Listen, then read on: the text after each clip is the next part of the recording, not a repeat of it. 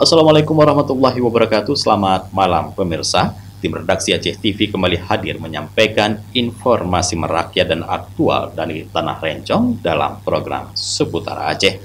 Bersama saya Jufrizal, berikut liputannya untuk Anda.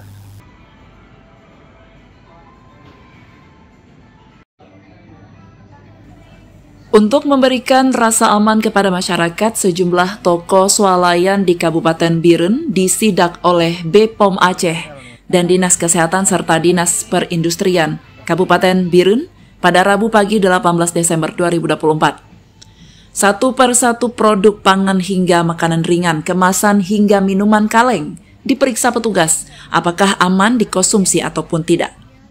Dari hasil sidak, petugas menemukan produk makanan tidak layak konsumsi, antara lain makanan yang sudah kadaluarsa, tidak memiliki izin pangan industri rumah tangga atau PIRT, hingga kaleng minuman yang rusak. Karena dianggap membahayakan bagi kesehatan, makanan dan minuman tersebut disita petugas. Kepala Balai Besar Pengawas Obat dan Makanan atau BPOM Aceh, Yudi Noviandi, mengatakan razia ke sejumlah swalayan dan toko modern ini bertujuan agar masyarakat mendapat perlindungan dari bahaya mengkonsumsi makanan olahan menjelang Natal dan Tahun Baru.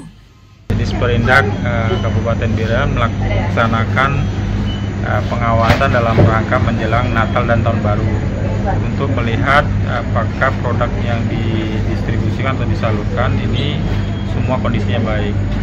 Dari hasil turun ke lapangan ini di Sudia, pada kesempatan ini kami menemukan catatan umumnya bahwa di sini pengelolaannya cukup baik ya, sepengetahuan kami ini sudah baik, namun dengan beberapa catatan.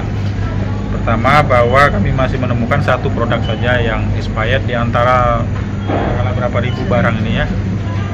Susu kaleng, sediaan kaleng yang rusak atau penyok. Kemudian kita temukan juga beberapa produk dengan izin PIRT yang yang perlu diperbarui atau tidak sesuai dengan ketentuan.